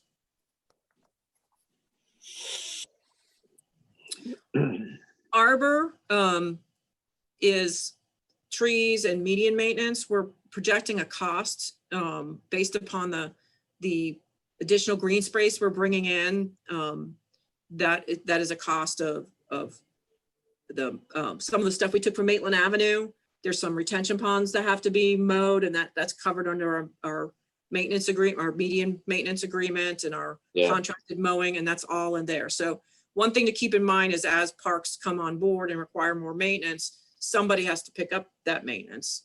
In addition to that, in Arbor, we've got tree reforestation funding that was increased because we want to get back out and aggressively get out there and put trees out in the right of way where we can, or give them to private property owners. The one thing we did talk about, and I'm not sure this is the year we're going to be able to do it because it's expensive, is actually creating an urban forestry program. But I'll bring you the cost of that. We put some numbers together as to what that looks like. Here's one. I did find leisure services. That's a leftover. It should say Parks and Recreation. Parks and Recreation admin. The big difference there is the $635,000 you see in capital. As the Park Trust Fund, those projects would normally be paid for from the Park Trust Fund. So as that funding dries up, if you want to build new parks or improve parks, it's going to have to come out of the general fund. But I think since we're clearing out that inner fund, it's probably okay to put that on hold to see what we can get done between the money earmarked for Fort Maitland and the other, I believe, 2 other projects that were mentioned as priorities, which was Hill Rec and somewhere on Lake Sibelia. Community Park is down 1%. Athletic Services is up 9%. And that includes an increased amount for the basketball program. I'm not sure that's going to happen in the fall. So that's one we'll keep an eye on. But In 20, it had been already adjusted out of that athletic services, but was put back in, thinking we would be back to normal in 2021, but we may be pulling that out again, seeing where we get. Seniors is pretty much unchanged. It's assuming 8 to 5, 50 weeks a year, same programming they've been doing. If that is not a reality starting in the fall, we'll adjust that down as well. And events falls into that same category. It did have the Get Down Downtown starting in October. And the more we talk about that, the more that doesn't look like it's going to happen. And it may be a January 1 start date for all of that. Hopeful Right. start date. Sharon, quick question if I could on the seniors. Do we have a real handle on the percentage of Maitland residents that use the senior center as opposed to non-residents? We do, because they're required to get membership fees now. So I can get that for you from Jay if you're interested. I was just curious. Yeah, we can get the numbers. Residents versus non-res. Yeah. Why, do you think it's a high amount, Dale? My guess is that there's lots of non-resident members in this case. And if they're paying additional non-resident member fees, then that's something to consider. But I had been led to believe that there's a great deal of non-resident use of the senior center. Yeah, I'll get you the numbers for sure. I don't want to give a number without Oh, no, I understand. verifying with Jay. Yeah. Public Works admin, no change there. We are planning on filling the Assistant Public Works Director position that is open and being advertised. Traffic engineering is a 12% increase, and that relates to the capital. You can see there's $200,000 in transportation improvements that we'll talk about. And then facilities maintenance is a 9% increase. That's mostly related to the assumed increase in janitorial costs for us, as well as the additional capital outlay for city facilities. There's $362,000 in there for city facility repairs that need to happen. And we're recommending that that stays in so that buildings don't get into disrepair as they have in the past. Is this this is excluding library and A&H? Right, excluding library and A&H. Right, got it. Engineering is down 3%. Fleet maintenance is down 46%. That's totally related to the number of vehicles they're buying. If you see under capital, 248,000, that's not a lot of vehicles compared to what we purchased this year, which were rescues, big rescues. Grounds maintenance. Big number. Yeah, grounds maintenance is up 9, but the reality is that comes from, we've had vacancies there. And so we've taken that funding. When there's vacant positions, we take that funding. It's sitting in the contingency. We're assuming that they're able to fill all their positions. They'll certainly need them for all the parks maintenance we'll be doing next year, but that's assuming that we're able to fill those positions, which we weren't able to fill earlier this year. Right. For art and history and for the public library, there's some operating costs for us that's keeping, the building, that's repair and maintenance type operating cost. For art and history, there is 200,000 in there for the projects that we've talked about, some structural projects. And we're recommending that stay in there before there's any more damage to those historical facilities. So there's stuff that needs to get completed and we'll bring that to you, but we're recommending that you leave that allowance in there to start that work sooner rather than later. Yeah. And for the library, we don't have any capital budgeted for them, but we do have, regular ongoing, we pay for janitorial, cleaning, other repair and maintenance that our facility staff do. So it's a 4% and a 6% decrease. Before we put the budget draft together, along with operational decreases that people did, put into their original, their first version, we did start the budget without the economic development director, and Domerick Undergrounding is on hold. We don't have the final cost from Duke, and it seems a little delayed. I don't think they're back up and running fully, for those type of things. But we anticipate that number is going to be between 2.5 and 3 million. So that's a decision you're going to have to make. They're talking about wanting to do it in one phase. So that would be a one-time payout of that funding. So I think you want to have discussion about whether now's the time to do that. And then some provision about how to pay for it again in 2035. Right, potentially. Yeah. Okay, and so these are the budget draft reductions that are, since we put out the draft, these are other changes that we made, or let's put it, since the draft numbers were put together, because we want you to see what we're doing here, what changes are being made, and make sure you're aware of them. So we've frozen the OMB analyst, we've frozen the accounts payable technician. We talked about those two positions. We put the sidewalk money on hold. There's a lot of sidewalk money in the CIP, and put it on hold, but we can go through the CIP and then maybe later have more discussion if you want to bring some of those back, push some of them off, take a year off, see what's happening, but we can go into details what sidewalks we're talking about.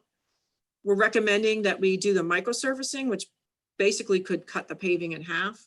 So we don't, instead of 500,000, we'd spend 250 and keep the roads up and running, but not mill and resurface, just microsurface. I got the downtown entryway signage, or I'm sorry, the wayfinding signage and entry signage eliminated from the CIP. 1 year of the downtown transportation, since we'll be doing the 1792 and the Lift Station 6 projects, probably doesn't make sense to mess with the sidewalks downtown, but that funding is to deal with various issues in the downtown. The Parks General Fund CIP, at this point, I don't think the general fund is going to be able to handle those projects. And perhaps between the funding, the 1.5 million that was for Fort Maitland, if something less is done with Fort Maitland, be able to get some of these projects done. State lobbyist, if there's no state money is not available, maybe it doesn't make sense to continue to fund them. The GIS program, so that's piggybacking off of what's supposed to be completed in 20, but has not been completed. So I think we could skip 21, or we can push them all off. I think it'll take the next year to get done what needs to get done anyways. For sidewalk milling, Public Works had recommended taking it from about 130,000 a year to 300,000. So all this does is gets it there a little slower. So I'm saying, so for year 21, do 200,000, then 225, then 250, then 275, and then you'll be up to 300,000. And that's going out and maintaining existing sidewalks, but Yeah. Build ourselves up to 300,000, not necessarily overnight, but over time. And then streetlight installation, we've been waiting on Duke for a while. So the fiscal 20 streetlights haven't been installed. And we put it $66,000 in each year. Maybe worth skipping 2021. I think we talked about wanting to do them strategically and not just allowing people to tell us, I want streetlights in my neighborhood, but actually going out and looking at those intersections, which was done. Looking at the school zones, which was done. And those 11 lights, at least 10 of which we can get done. The 11th is the final one requires an easement that we don't have yet. So it would just be skipping it in 21. It would be in 22, 23, 24, 25 and beyond, if that's something you want to do. So that's about $2.8 million in cuts. So that's the detail on those reductions that get us to $600,000 out. Questions, thoughts? And I can send you this PowerPoint. I can PDF it and send it to you. I know this is like, even my brain hurts at this point with all the numbers, so I get it. And I've been looking at them for 2 months. Yeah. So let's just go through the miscellaneous funds then. We've got the debt service fund. We talked about that's just to pay those bonds. The millage rate is going down from 0.2770 to 0.2530. Essentially, you set the millage rate wherever you need to set it to pay the bonds. And because property values are going up, the millage rate goes down. So it will continue to go down until the bonds are paid off. It's going to be about half of the maximum rate allowable. Right. So the blue bars across the top is the maximum 0.5 mils. Yeah. The orange is where it's been set over time. And you see when you get to 2020, it's been going down since 2014. Yeah. And it'll do that as long as property values go up. But there's plenty of headway, there's plenty of room between where we are and the 0.5 mils to make the debt service payment. And just to let you know, there's $9.1 million. Yeah. Okay. There's Yeah. $9.1 million left on those bonds, and they go through 2034. They're originally about $16 million. The CRA, so starting the year at a negative $11 million or $11 million owed to a whole other bunch of funds. And based upon the values we received at the end of June, we will be able to pay back $1.8 million after making debt service and paying operating. Operating is really just legal dues for the FRA, some of the basic stuff we have to pay. And that interfund repayment is split between parks and the general fund, as we talked about, 1.5 for general fund, 289 for park trust fund. The CRA bonds were issued almost at the exact same time as the GEO bonds, so they will go through 2034. There's still 11.5 million left on those. And just to give you an idea of the CRA valuation history, so the red bar is the $90 million base, and you can see we started our CRA probably at a bad time because, you know, in 2008, 2009, all that hit and there was no development. You can see it basically was flat until some stuff started happening, and then you can see 2020, 2019, 2020, and 2021. So it's the total taxable value has significantly grown from the $90 million base. Now the base was 2003, was it, Sharon? Or 4? Yes, 2003. We started in 4, but yes, it was based upon 2003.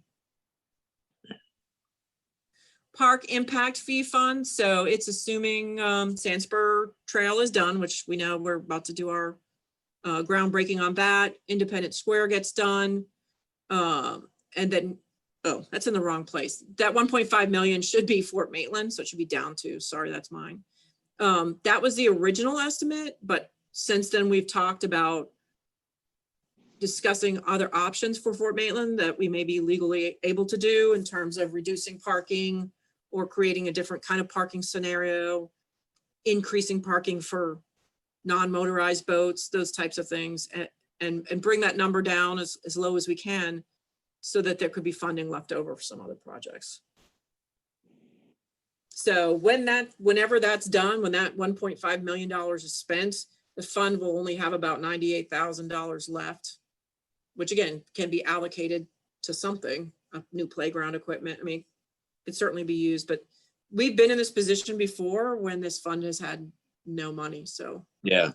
it comes in when there's development, and then it goes out and gets invested in the community. So it's not a bad thing that it's down at, you know, that money gets dispersed quickly. That's a good thing. Certainly when you have the money, you want to invest it in the community. It's not one where you hold the money and build it up.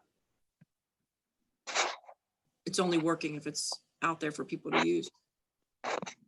Yep. Mobility fee. So the mobility fee it started the year, it will start the year with 610,000, assuming that we get the Domrick Drive sidewalk finished and the Sandspur Maitland Avenue signal, I believe, will be carrying forward.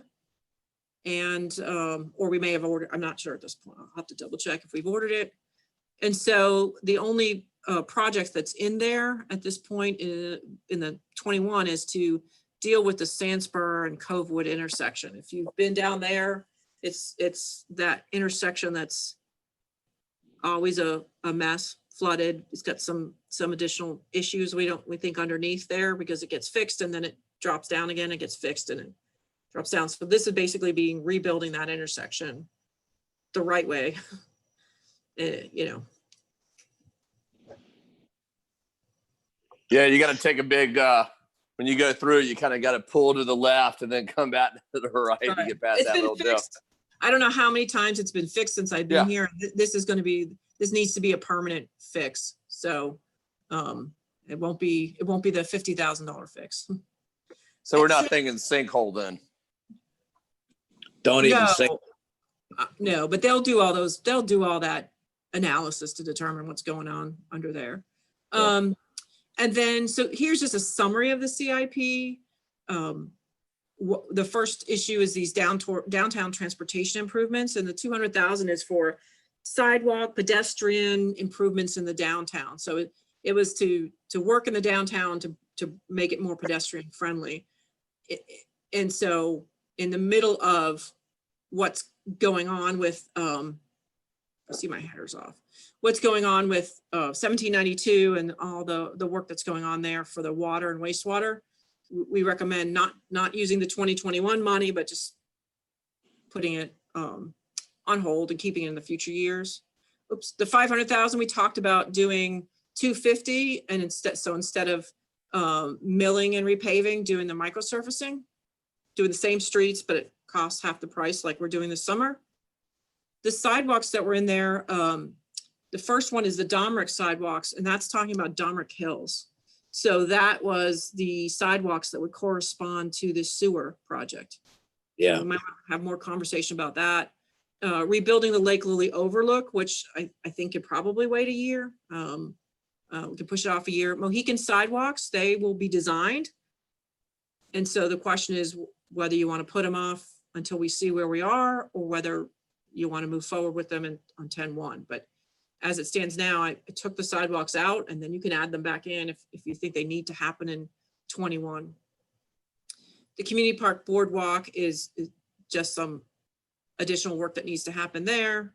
And then the future year ones, we can certainly talk about, but there are various sidewalks that come out of the pedestrian bicycle master plan. yeah. As you can see, you get about 3/4 of the way down, it just says new sidewalk. And so we haven't exactly identified what those sidewalks will be. We've talked about whether you want to go further up Domrick Drive, or, there's lots of choices. So there's plenty of places for new sidewalk to go. I think the big question is for 21, do you want to just wait a year, or are there any of these projects that you feel like needs to happen? So don't need the answer tonight. Same with the parks. So this is the stuff that, these are the projects that Jay put in the general fund, because we're assuming there will be no more Parks. trust fund money. And so, but the Lake Sibylla Beach may actually, depending on what happens at Fort Maitland and what you prioritize, Lake Sibylla or Hill Rec, that it could have enough funds to do 2 projects out of there before it runs out. So my suggestion would be, since you've got Independence Lane going, Independence Square going, we're gonna have Fort Maitland hopefully going. You don't necessarily need a 3rd park project in the same year. We can push those out. Push that Now, one out. Lake Sibylla Beach park improvements, that's the bathrooms. No, well, yeah, it's, at this point, it's a placeholder, because when it was, I think it's going back to PRAB for them. I think the council asked PRAB to look at those priorities and determine what the priorities are. So is it going to be Hill Rec? Is it Lake Sibylla Beach? Is it, no, let's put it at Homer Hoff at Lake Sibylla Point. So it's going back to them to start that discussion. Jay's gonna be kind of letting them know what these projects are. I'm not sure how familiar they are with them. And then the council asked for feedback from PRAB as to what they see the priorities to be. And then you can do what you want with that information. So we've already got Homer Huff's bathroom and the pavilion over there renovated. It's refurbished. repair. Yeah. Will we have a chance to get that feedback from PRAB before we have to do final estimates on this? I don't know how we do that. They are That PRAB meeting. They are meeting, I believe in August, Mark. They're having their meeting, right? Yeah, they're doing a virtual meeting, and Jay's going to bring them up to speed. Then they would have that first meeting in September, which is before you adopt. But you can always amend the CIP. You can always amend the budget. That's within your power. So even if it's not adopted on 10-1, it doesn't mean you can't reprioritize. It's totally within your purview to do that. Okay. Yeah, the only thing you can't change after 10-1 is the tax rate. Yeah, the millage rate, right? Yeah, you're done at that point. The welcome to Maitland signage or entry signs and wayfinding, we had put placeholders in there to do citywide wayfinding. I know it's been in there a long time. And at this point, it just seemed like that would probably be something we could put on hold at least for a year while we see where we're going with all of our challenges. Yeah, I'm a big fan of that myself, but certainly see your point. Yes. Yes. And then city facilities, and we are recommending you leave these in, which is the Art and History Museum, structural repairs, the HVAC repairs for city facilities, and just city buildings in general that need repair. Want to make sure we keep up with the repair of buildings. These have been identified, so we would not recommend pushing those off. They just get more expensive later. Yeah. Yeah, more damage, more expensive, or create emergencies. And as the last one is utility relocation.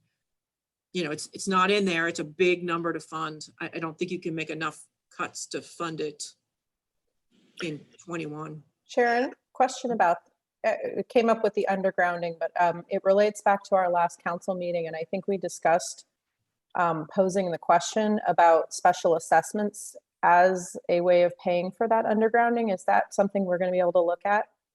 So we have, this is just what we've done as a city. We have as a city assess the homeowners only for the meter conversion. Okay.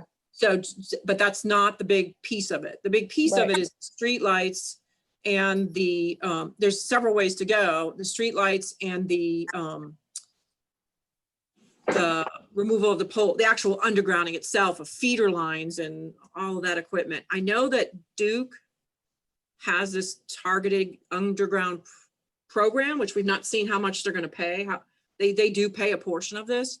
And then I guess the question is it not enough of a special benefit? Is that it, where you could bill them for the, it would be about $10,000 a property, I think. So as opposed to $2,000 a property we bill them now, which is just for their meter conversion, for which their home benefits, it would be about $10,000 per home. And I'm not sure. And we could do that out over like a 15 or 20-year assessment, right? We've been doing it over a 10-year assessment, but Yeah. we certainly look at other, the only thing is we have to front the cash. Yeah. And then we get paid back. So anyway, we look at it, we still got to figure out where we get the, Find the money. find the money. Yeah, we become the bank. Right there. And yeah, Duke will not front end this for us and collect it. There was talk that they would do that. Then and Mark can attest to this, they've never figured it out. No. So, but what they have done is come back and said, we have this targeted underground money and we think Domrick qualifies for it because of the back lot. I mean, they don't want to be in people's backyards either. Right. It's so, but I can certainly post to Cliff, you know, I'm imagining the street lights could be a benefit. It's more about the feeder lines, the overhead line, you know, we pretty much, the city has picked up the cost of that, assuming that some of that benefit comes from the city from property values when homes were underground. Yeah. So that's where I am. I'm here for questions, or if you want me to just email this out so you can spend some more time on it, or, you know, give me a call. So real quick on the undergrounding question, Yes. because it's gonna, I know we're gonna get asked, which is, so the question about buying it back or paying for it twice, have we been successful at all in having that conversation with Duke about how that would actually play out if we were to buy it back, and infrastructure that we fully fund? Is that We have truly this money? conversation with Randy Knight, the city manager for the city of Winter Park, who actually went through arbitration, because Duke did ask for all of that. So, you know, they threw everything in there that they felt they should get paid for, stranded costs, you know, things that developers had paid for. It doesn't matter. They own it. They own it as theirs and they want to get paid for it. And so that's what they're going to ask for. It's whether an arbitrator, you know, is going to look at what they're asking for, what we say we should be paying. And then, like you said, they come up with a number and you either pay it or you don't, because it's binding. Right, I understand, but I don't know that this is the year or not to do any of that work, but is there any way to be proactive about determining whether or not we will have to pay it for it twice. I mean, I think I think we all recognize that the utility infrastructure in general in the city is in need of upgrading, and the electrical is in that bucket. But whether or not we pay for that now and then have to pay for it again versus somehow trying to look at that and figure out if we can deal with the issue now before we have to spend the money. I think that would weigh on the decision if in fact, and clearly as we got closer to that 2035 date, whether or not you would upgrade infrastructure in 2032 versus waiting until 2035. But I mean, we all know, I know I lose power quite often. And I think the city in general loses power often. So I think if we can start to underground, that's definitely the goal. But knowing whether or not we're going to have to pay for it twice is definitely Right. So no, Mike, when I was campaigning, I'll tell you what, it didn't matter if you started on the farthest west of Maitland and went to the farthest east. Everybody has that same story. As soon as the wind blows, my power goes out. Yeah. So I think that, you're talking about every single household in Maitland, with that problem. Not just Domrick. And yeah, and Sharon, I mean, you don't have to walk far in Domrick where people will say, I thought we approved Domrick undergrounding in whatever the date was. I thought we've been told we were going to have sidewalks, streetlights, and undergrounding since, and I hear a variety of dates as to which that is, but I mean, it's a common theme as to, when people sort of desire to get that done, like in advance said, across the city. Yeah. I think people in Domrick feel like they've been told it was supposed to happen years ago. So I can definitely talk to Cliff about who we might need to contact, or I will talk to, because I think if you ask Duke, they're going to say whatever they're going to say, and then they're going to make whatever case they're going to make when they want to get paid for it. Like I don't think they're going to sign a yes, we won't come after you late. I don't know. I mean, we can certainly try it. Well, I mean, I don't know if so. I guess the question is if that's where we're at. I guess the question to Cliff would be, is there declaratory action that would be warranted to justify whether or not we would pay for these things? I mean, because I do think as we start to look at this and we start to look at the numbers, because the numbers do start to get significant, and as we get closer and closer to 2035, then the impact of having to pay for these things twice becomes more and more significant of an issue. So I think the question is there, what would it cost to know the answer to that question? Yeah. Now. I can definitely, I know what you're asking. I can get with Cliff on that. And then the other big thing is we don't have the number yet from Duke, and we don't know what they're willing to, we know what we paid for Greenwood Gardens, and they predated Domrick. So that's why they got done. They've been waiting longer, actually, and that's why they got done. And then there's folks on North Lake Sibelia that were supposed to be underground. When I say supposed, somebody told them, the money was never in the budget. So that's the interesting part. But yeah, so we can ask that question. And then I think more importantly, I'd love to know what it is per household, Sure. Because the entire city will be paying that as you did for Greenwood. And in the past, the theory was we'd recoup that via increased property values, which I think is true. I mean, I think it does increase property, same with sidewalks and all, So Yeah. That's another part of that economic analysis. It's just how long does it take for that to pay off, and pay back. We can do the next person. That's the whole. It would be nice if it was a revolving fund, so we can do the next person, and that's what Winter Park's been able to do that because they own the utility. So Understood. yeah, and that's unfortunately we don't get to collect any And, power. and then as Sure. far as the analysis on a lot of this stuff goes, I mean, I think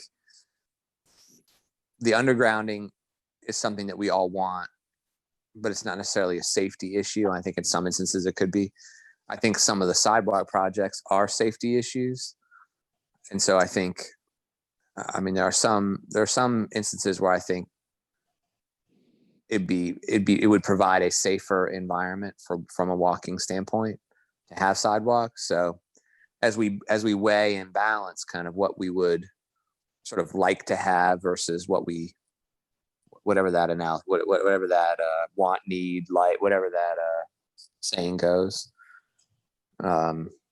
As we sort of categorize and put things in buckets, I think that I think some of the safety issue stuff should come first. So I think you make a good point. I was personally loving the idea of getting away from stuff that Duke has anything to do with. Talk about water lines and sewer lines. And even in Domrick Estates, you've got 60-year-old sewer lines and water line, terracotta sewer lines. So, and again, not safety, not safety necessarily safety issues, but they could be at any given moment. Where'd you say that was? Druid Isle? Druid area? Yeah. Druid Isle or Tangelo Court, 1955 here in Tangelo. So sooner or later, we're gonna have to do this, guys. Mhm. You know, so, and while we're actually improving long-term infrastructure, that if we want to consider that and not have to mess with Duke in the process.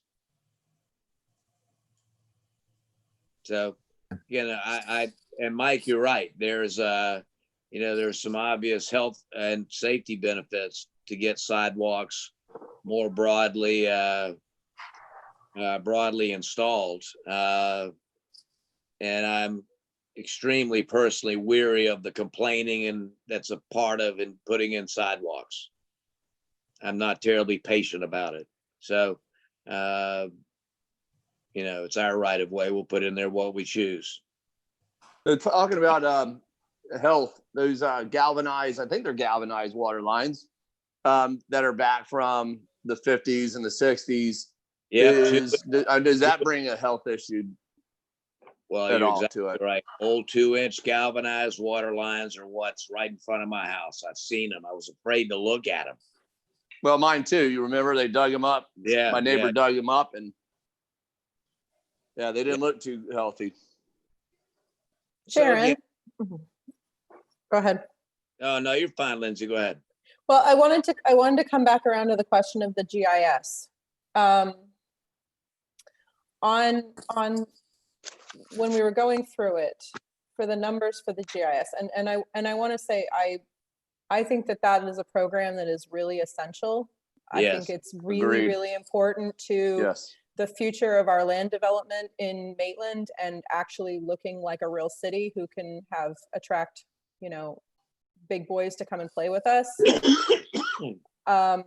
I would really like to see what we can do to make sure that we keep that funded on track for that department.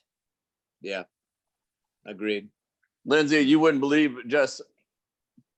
probably 5-6 years ago, it used to be, oh, where's that water line at? Or where's that sewer line at? Oh, you got to go ask Bob. He's been here for 20 years. He'll know where it's at. Right. So I agree with you. Yeah, those GIS systems, when they are fully powered, can do some really amazing stuff. And you can see some really important data about how the city works. And I think that if we really want to be competitive with bringing in new investment, we have to make sure that is top notch. I don't disagree at all. Changing topics slightly, Sharon, where exactly are we seeing what our expenditures may have been for the city attorney? They are in the city manager's budget. Okay. All right. Yeah, I think it's if I open it, it's gonna pop my screen off, so I'm not gonna mess with my screen right now. Yeah. But I think it's budgeted at 100, and there's 3 different attorneys. There's Cliff, there's a labor attorney, and then there's like a special magistrate. Dan yeah, Harris. Right? Yeah, for code enforcement. Those are all paid for out of the city manager's budget. I think the total for next year is 139,000 between the 3 of them. All right. Okay. It's a little higher because we anticipate a union negotiation next year. Yeah. We haven't had, it hasn't happened. So at some point it does need to happen, and whether it's next year or the year after. Yeah. All right. Questions. This is a terrific document, and actually reading through it and seeing how connected all of this is. You know, Lindsay, I know you advance are tight on time, but these things are fabulous. This is the crown jewel of what I've seen in 20 years here.